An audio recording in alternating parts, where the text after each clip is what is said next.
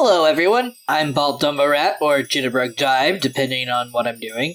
I'm a mental health worker, more specifically a peer specialist, which means I use my own history as someone with mental illness and addiction, alongside skills learned from special training to work with people who also may be experiencing addiction and or mental illness. My job is not only to act as a mental health professional, but as a peer who has been through similar experiences in ways that most doctors would not be able to share or understand. And one of those things that I connect with people on is something most people are too scared to admit. We hear voices, or experience auditory hallucinations. It doesn't always have to be voices. I identify my own inner noises as hallucinations, but that doesn't mean everyone who hears any kind of noises others can't has to. Whatever their experience feels like to them is just how they personally experience their reality. But there is something most people don't know about auditory hallucinations. Despite the terrible stigma around it, it is estimated that anywhere from 3% to 1 in 10 people experience auditory hallucinations. And many people don't report it out of fear of being labeled as a crazy person due to the stigma around hearing voices. And there is a lot of relief when I tell people, it's okay, I hear voices too. It doesn't make you crazy. So let's tear down this stigma and let people know that you are very much not alone. The first thing is to define an auditory hallucination. In simple terms, it is hearing sounds that seem real, but are not actually there for anyone else to be able to perceive. It's not the same as when you can think in your own voice, as some people are able to do, and yes, some people do not have an inner voice they think with. These can be from the most common and harmless types of auditory hallucinations, which is hearing someone say your name, to constantly hearing other beings no one else can hear constantly communicating with you. There are many reasons someone might hear auditory hallucinations. It's not always from a state of psychosis like many people assume. There are plenty of people who hear voices with no other symptoms of anything psychologically wrong that would imply psychosis. This means no delusions or erratic behaviors. Hearing things, as people call it, can be better described as a form of internal stimulation, where whatever the noises are, they are coming from inside your brain and not being generated by anything perceivable to anyone outside of yourself. When you see someone having a strange conversation with no phone or other person in sight, it's reasonable to assume they are reacting to internal stimulation. I've found that framing it in such a way helps remove the implicit bias most of us have towards the phrase hearing things. People mistake hearing things as delusions, but they are not the same thing. A delusion is a belief in something that is not shared with reality. So if someone just heard voices but we were aware they weren't real, it wouldn't be a delusion. However, if they believe the voices they are hearing are coming from alien spies, that is not a shared reality with the rest of the world. I don't really like to use the words hallucination or delusion because anyone who hears them interprets that as not real, and to people experiencing psychosis, it's better to say they don't have shared reality because it validates that what they are experiencing is their current reality, whether you can perceive it or not. The specific clinical term is auditory hallucinations. So auditory is hearing, as I'm sure you know, and yes, I hear them, yes, that's fine. Hallucinations in terms of imagining, well, no. The fact is, I hear voices other people don't hear. That's my reality. But I acknowledge that is my reality. And I acknowledge that not everyone is attuned to these exchanges. That doesn't mean they don't exist. There are a lot of things that we experience as individuals that we do not share. They are unique to ourselves. That does not mean they don't happen. There is a big problem, though, and that's that even a lot of medical professionals view hearing voices as delusion, as seen in this TED Talk about hearing voices. I was desperate for interest and help, and I began to tell him about my strange commentator. And I always wish at this point the voice had said, "She is digging her own grave." I was referred to a psychiatrist who likewise took a grim view of the voice's presence, subsequently interpreting everything I said through a lens of latent insanity. For example, I was part of a student TV station that broadcast news bulletins around the campus, and during an appointment, which was running very late, said, "I'm sorry, doctor, I've got to go, I'm reading the news at 6. Now, it's down in my medical records that Eleanor has delusions that she's a television news broadcaster. It was at this point that events began to rapidly overtake me. A hospital admission followed, the first of many. A diagnosis of schizophrenia came next. And then, worst of all, a toxic, tormenting sense of hopelessness, humiliation, and despair about myself and my prospects. But there are a lot of times where people experience internal stimulation for other reasons outside of psychotic mood disorders, such as being under stress, a lack of sleep, or the noises are just there with no signs of mental illness. Some can be treated with medications, some can't, and some people choose to keep them around because they aren't causing harm. But so many people keep it to themselves out of fear of looking crazy to an uneducated world. You don't have to be alone if this is something you experience. I'm not sponsored by them, but I refer people to them all the time. The Hearing Voices Network, which you can find online, is an incredible place to go to learn about the phenomenon and connect with other people who have similar issues. They host groups not only for those who hear voices, but for those who might know someone who hears voices so they can be educated and supported as well. In the last 20 years, the Hearing Voices movement has established Hearing Voices networks in 26 countries across 5 continents, working together to promote dignity, solidarity, and empowerment for individuals in mental distress, to create a new language and practice of hope, which, at its very center, lies an unshakable belief in the power of the individual. Not only are they for hearing voices, but for having visions and other internal stimulation from the senses as well. They have found often that the more healthy someone's views are towards their internal stimulation, the less distressing the stimulation is going to be. Voices are less likely to be cruel if you accept them as normal as opposed to being afraid of them, for example. And the Hearing Voices Network aims to help people do that. It's www.hearing-voices.org. So, how do people know they're hearing things others can't? For me, when I have auditory hallucinations, I can tell they're not there because I hear them as if they're right in my ear. On rare occasions, it's human speech that says a bunch of disjointed nonsense, but most commonly it sounds like a distant radio with music and ads. And it's not as distant as in far away, but more like there's a recording of a distant radio in my ear coming from all and no directions.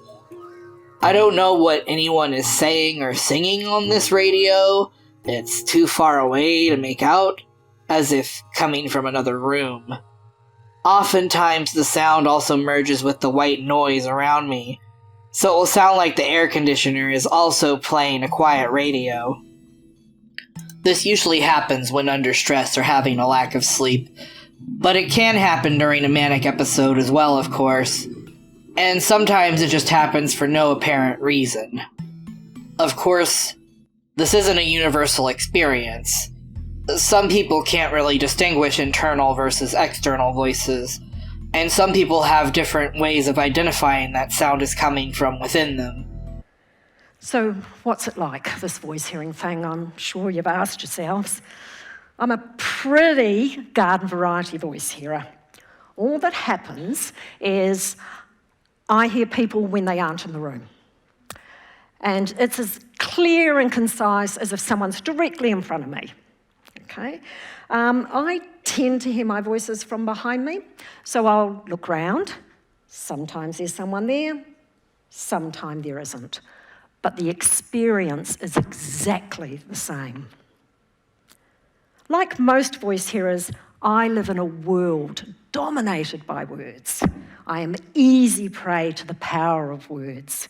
Words can defame, they can defile, but they can also bring a heart back to life. I have come to view voices as an extreme form of anxiety, a coping strategy to deal with my high levels of anxiety and my propensity to worry about everything. Try to think of it this way. When feelings become too intense, the mind decides, you can't cope.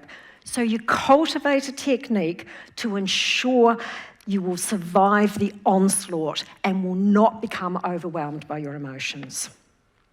Now, this kind of experience can be different for different people, and sometimes the only thing telling them the sounds aren't there is the lack of people reacting or noticing them. And even then, someone who might be more impaired for whatever reason will be completely unable to distinguish inner voices versus outside voices. Auditory hallucinations aren't the only hallucinations I experience. I also experience visual, touch, taste, and smell. That's right, the whole spectrum of senses can experience internal stimulation. You might have been experiencing gustatory hallucinations, that is, tasting things that aren't there, and never once considered it as a type of hallucination. I'll go through how each personally feels for me to help people understand what it can all feel like. But again, this is just my own experience. If you want to learn more experiences, the Hearing Voices Network is a perfect place to go. I also encourage anybody to have conversations about this in the comments section. Let's start with the second most commonly known type, visual. I have mainly one visual thing that happens that isn't really there, and that is that I will see people in the corner of my eyes who are not actually there when I look straight on. Usually it turns out to be some sort of clump of objects that aren't even really human-shaped. It's more of a mild thing, but it can still really spook me if I'm somewhere other people shouldn't be. Next, there's tactile, which is touch, where I feel sensations of pinches or bugs crawling on me for no apparent reason. In rare occasion, I felt pokes that never happened. Now, getting into the lesser-known types, olfactory, smell, and gustatory, taste. I will often smell and or taste nostalgic flavors and scents, sometimes at the same time, other times separate, and there would be no reason for me to detect them, nor can anyone else confirm there would be any reason for me to. Also, while I'm eating, random flavors can come up mid-chew that aren't there either, and it can ruin my eating experience quite easily. None of these sensations I experience cause any issues in my life since I can generally identify them as not being there, and they are minimally intrusive. This is pretty commonly the case for a lot of people. They know they experience things that others can't, but because it doesn't get in the way of anything, they leave it be and don't tell anyone about it. There are, of course, times when these sensations can cause high levels of stress, such as voices giving commands or saying distressful things. Sometimes this is related to how the person perceives the voices. It can also be a matter of how much stress the person has been going through. When your fear is activated, your anxiety level will increase, and your brain will be bombarded with instructions about how to deal with this imminent threat. With voice hearers, that fear response is triggered constantly and consistently. Feeling unsafe, you constantly scan for danger, and when you look for it, you will find it, and this will increase your anxiety tenfold. Ultimately, extreme fearfulness becomes the mind's default position. That will make you hypervigilant to any threat, real or not.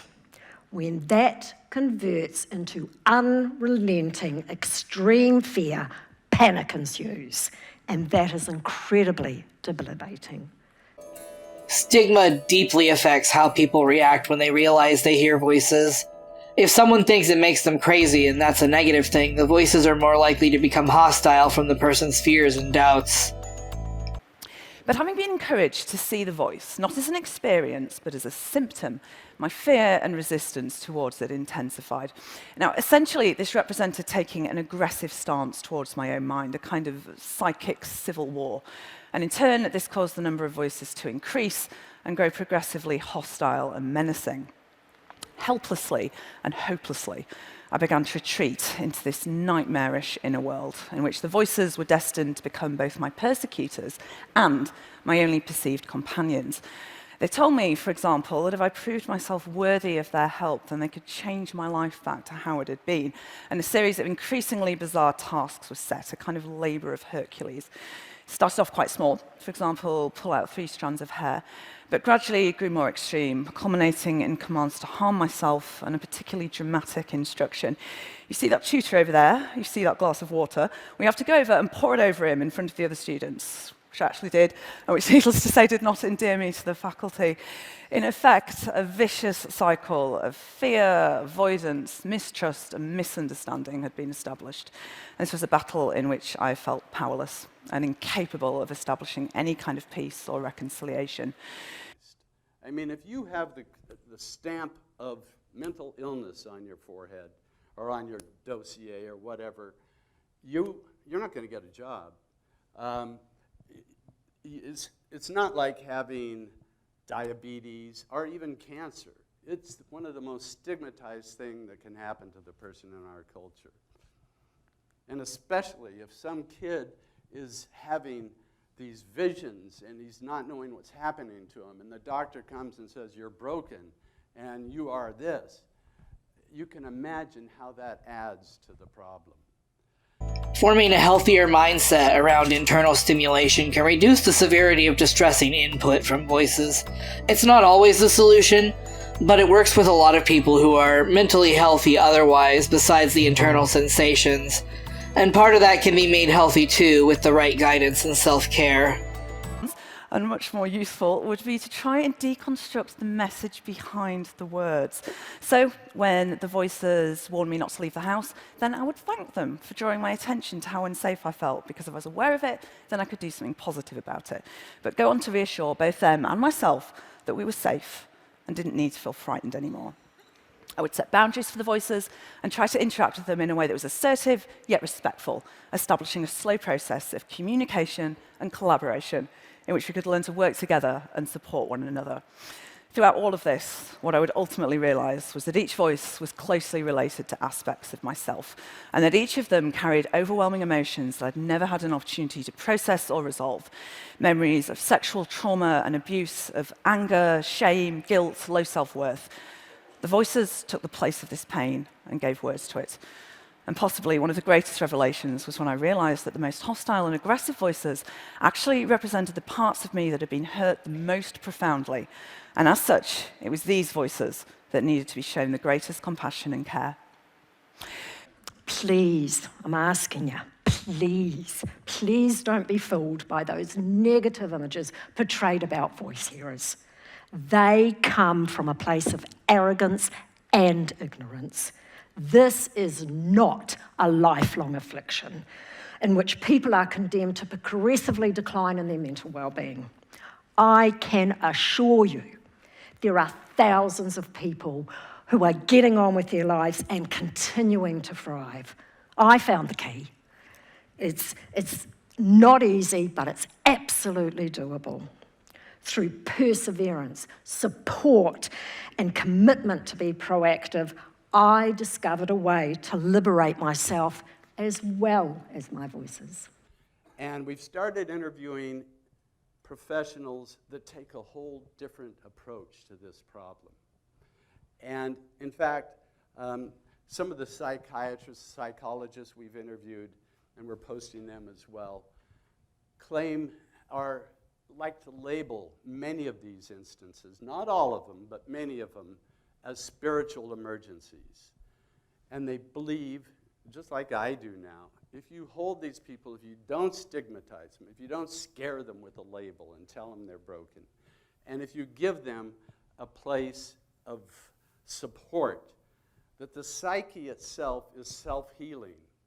It will take them and it will eventually work out whatever is going on with them, and they'll typically come out at a higher level of awareness and consciousness that they went into the problem in the first place. There are many kinds of relationships people have with the voices they hear. It's not always a distressing relationship where the voices are antagonistic or nonsensical, or even considered an issue of mental health. Some people feel that the voices are guardians, guides, or companions of some kind, whether in a spiritual, alien, or other way. There are cultures that consider people who hear voices to be communicating with higher beings, and hold such people in high regard. Some people feel the voices they hear can be attributed to a deity, spirits, or a celestial messenger. Whether the average person might believe them or not depends on if their beliefs and actions align with their own beliefs and morals. You may be surprised to hear that 1 in 25 people report hearing voices. History, our history, is littered with voice hearers. There's Martin Luther King Jr., Gandhi, Joan of Arc, Winston Churchill. Their memories are not marred by being identified as a voice hearer. Rather, they are seen as heroic, great orators, great thinkers. Yet every one of them would be considered mentally ill by today's standards. As for me, I'm only mad because somebody else says I am. The voices can be simply commentators or narrators, or a manifestation of intuition. Sometimes the voices hold great secrets that they'll share on occasion. They can be the voices of departed loved ones or celebrities or historical figures. Whatever relationship a person has with their voices, it's important to respect how real the experience is for that person, whether it's distressing or a blessing. If the voices are causing issues for the hearer or other people, a negative reaction is likely to only escalate the issue. Normalizing talking about the voices and thinking critically about what they are saying is an extremely effective method to guiding someone towards a better relationship with the voices. Now, what if you don't have these experiences, but you know someone who's experiencing them? The most important thing first, hold back judgment. Be aware this is actually a common experience for people, and reacting negatively to it can make the issue worse. Be open to learning the details of these experiences. Ask what they feel like, where the person thinks they're coming from, if they're causing distress. Never call a person crazy for hearing or feeling things you can't perceive. This will only close the person off from you, and they won't trust you with their issues because it would feel like you either don't believe them, or worse, think they need to be sent to a mental ward. Consider instead that their reality is different from yours, and the way they experience things aren't going to always be the same as yours. What they are experiencing is real to them, and while you shouldn't pretend you're noticing things they notice too, you should validate their feelings around the experience. Avoid statements like, "I believe you believe you're hearing voices," or, "Oh, you're just hearing things," or, "The voices aren't real." Use empathetic statements like, "I can't hear them myself, but I can tell they're really affecting you," or, "It sounds like it can get overwhelming having those voices bothering you at random times." Or a more positive statement, "It sounds like the voice is really looking out for you." It can be scary and confusing, or even inspirational to the person. You don't know unless you ask and reserve judgment. Be a person that can be trusted with this sensitive information. It can really be hard for people to come out and tell anyone about these kinds of experiences, and if you create a safe space, you will have a much better chance of understanding and therefore helping effectively. If you had a strained relationship with anyone experiencing hallucinations or delusions, this technique of validating their feelings but not reinforcing their reality can be an effective way to repair a relationship with them and form enough trust to get them to accept help if they need it. During that same time, I was being trained as a clinical psychologist, and I picked up some gems, and probably the most important tool I picked up was not from a psychiatrist or psychologist, it was from Albert Einstein. It was the definition of insanity. I was doing the same thing over and over and over again. For 7 years, while he was running away from me, he was being involuntarily admitted, almost 30 hospitalizations. While I argued with him, Henry, you're sick, you need help, please get help. Over and over again, expecting a different result. I called my brother, we had a conversation, we got together. I promised him I would never again tell him he was mentally ill. This is after 7 years of trying to convince him. And I also did some other things I'm going to tell you about that are based in the research my colleagues and I have done. Our relationship changed dramatically. And with that, he accepted treatment. And in fact, in the next 18 years, our relationship looked like this. This is a picture taken out here. That's my brother on the right. That's me with the Jerry Seinfeld haircut. The way it looked back then. Now that's not a delusion, me thinking that was cool. That was just style. Henry, look at the way he's holding me. I actually can't look at this picture myself anymore without getting very emotional. But if you can look at the way he's holding me and smiling at me, sometimes a picture truly is worth 1,000 words. The love was back, the trust and respect were back. And importantly, he was taking medication reliably for 18 years, 1 hospitalization, truly voluntary. He checked himself in. He called me and said, I'm going to the hospital. So, if you're hearing or experiencing things that aren't there physically, or you know or meet someone who does, just know that it is actually an extremely common human experience, and it's possible to have a healthier relationship with the voices with the right support. I hope you learned something. Drink water, self-care, and survive.